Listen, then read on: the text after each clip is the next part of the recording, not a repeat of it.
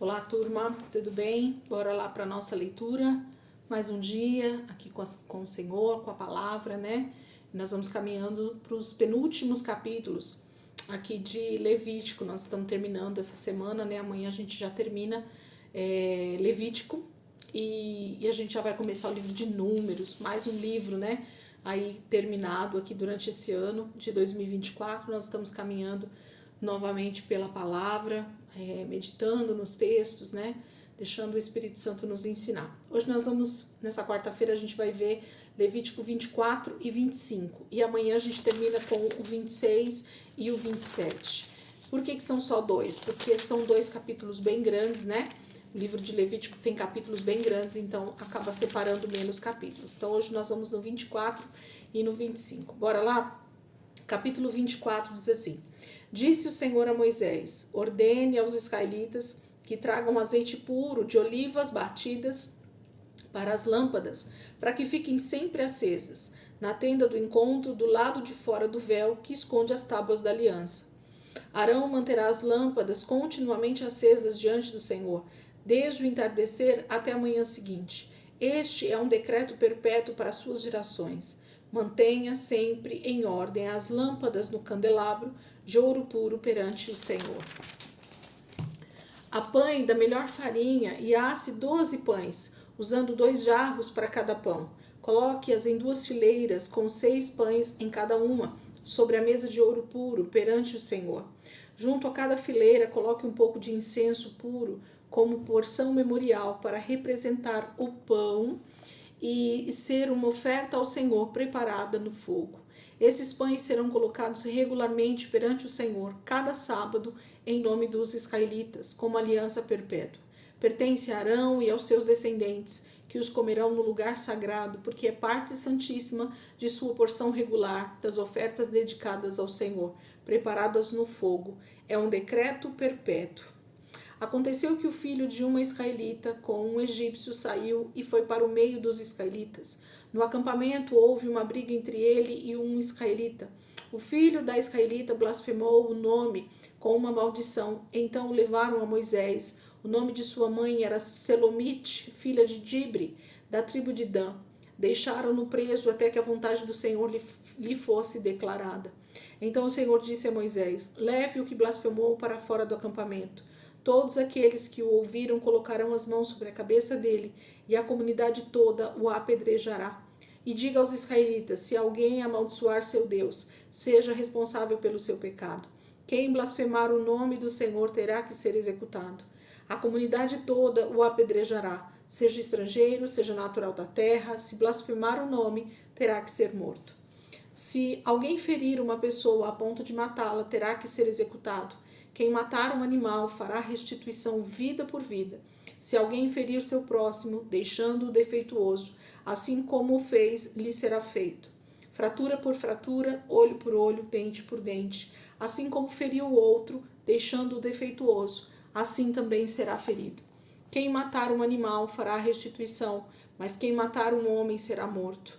Vocês terão a mesma lei para o estrangeiro e para o natural da terra. Eu sou o Senhor, o Deus de vocês. Depois que Moisés falou aos israelitas, levaram o que blasfemou para fora do acampamento e o apedrejaram. Os israelitas fizeram conforme o Senhor tinha ordenado a Moisés. Capítulo 24 fala do candelabro e dos pães sagrados, né, que ficariam ali no lugar santo.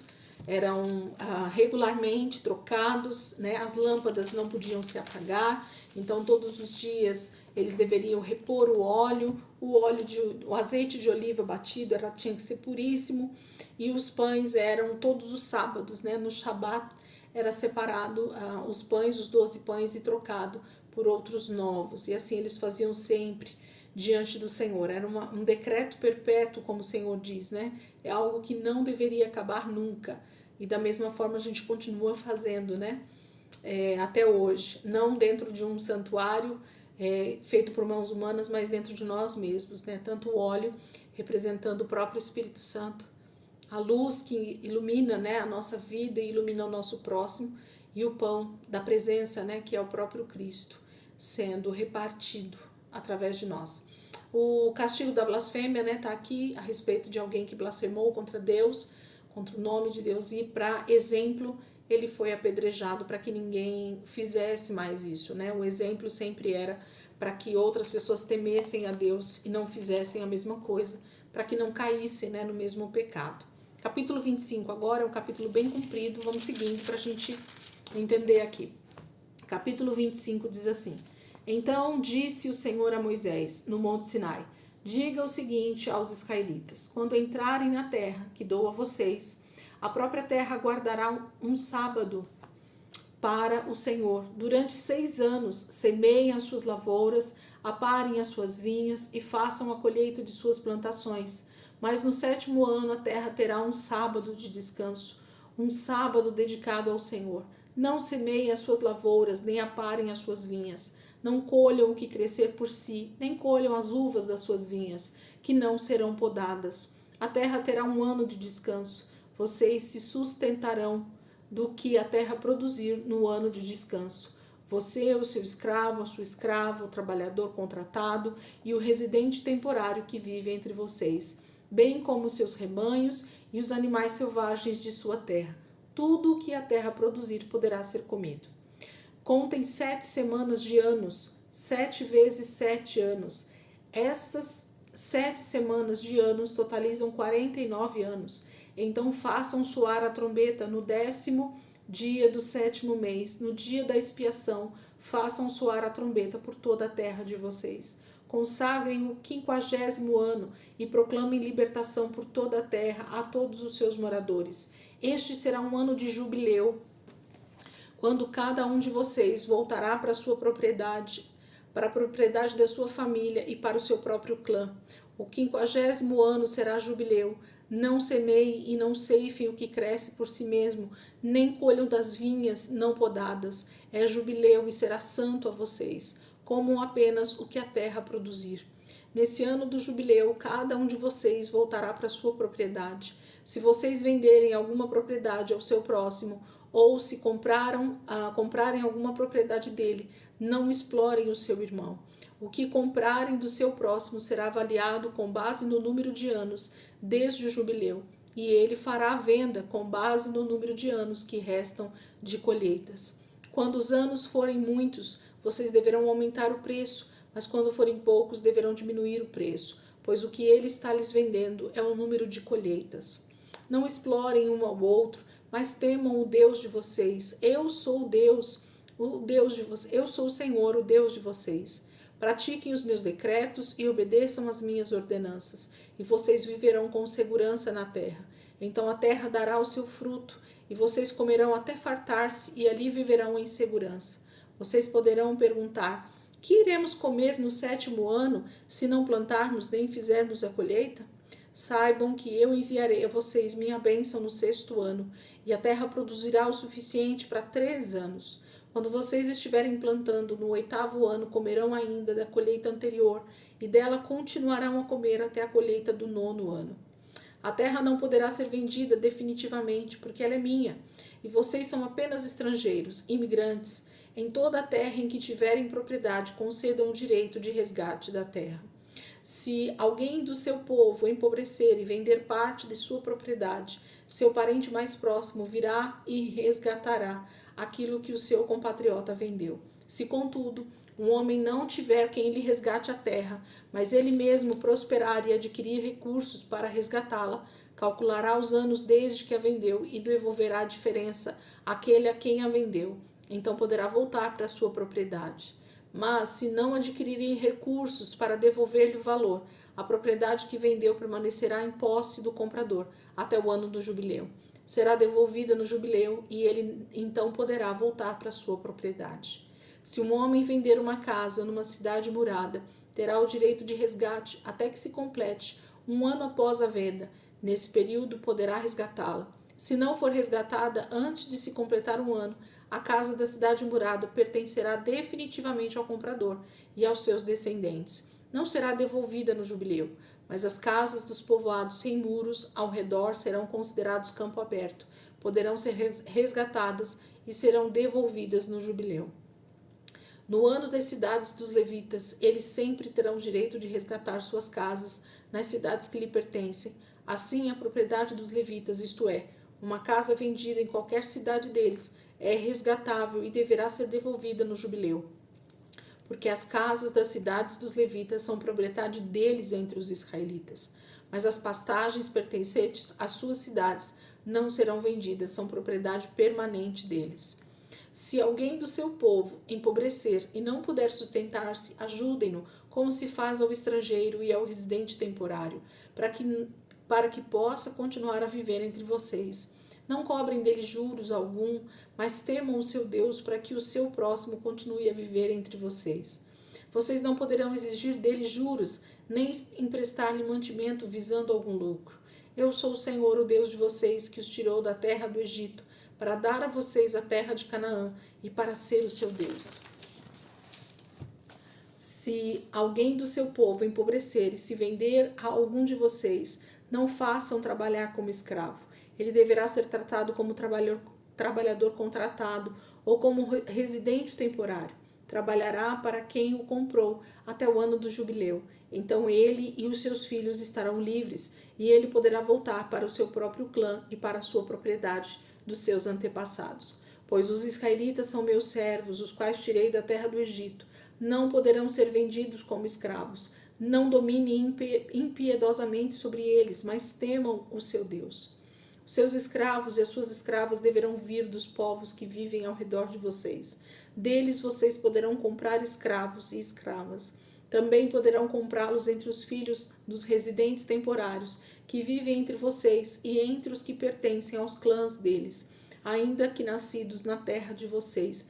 Eles se tornarão sua propriedade. Vocês poderão deixá-los como herança para os seus filhos e poderão fazê-los escravos para sempre.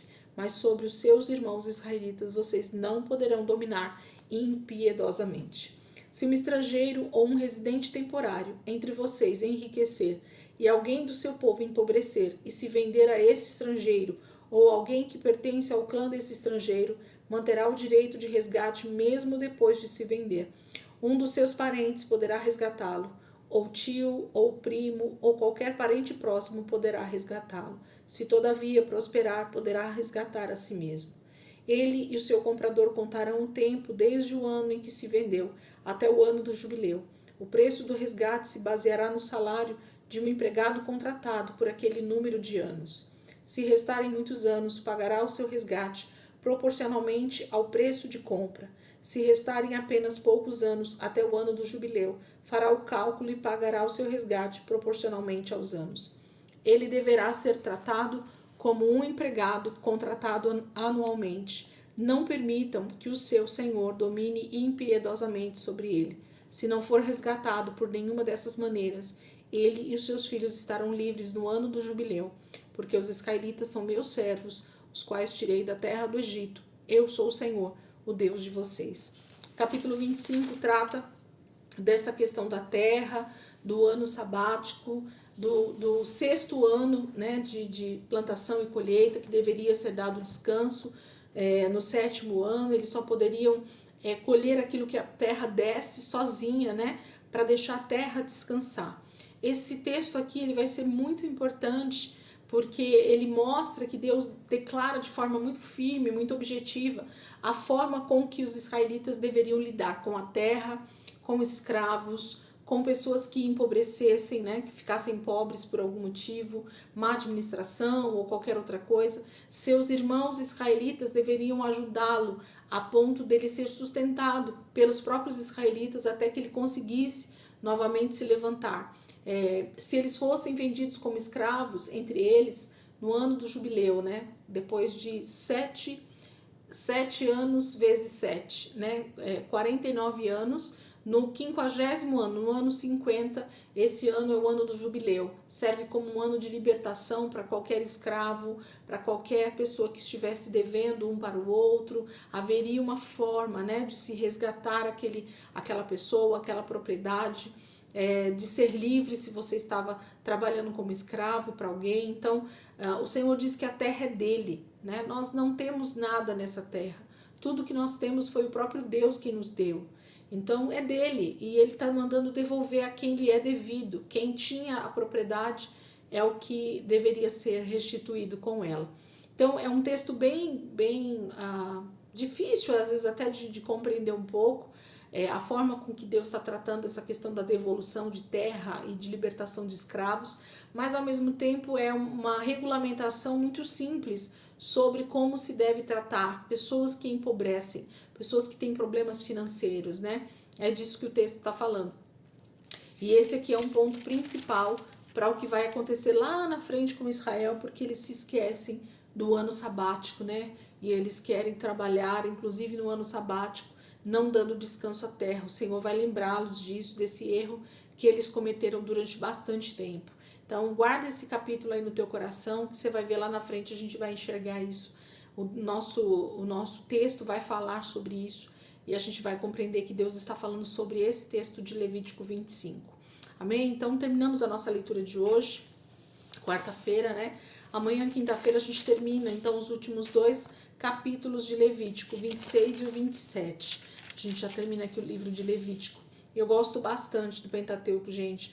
São livros aparentemente chatos, né, para a grande maioria das pessoas, mas eu vejo tanta graça de Deus nesses 5 primeiros livros.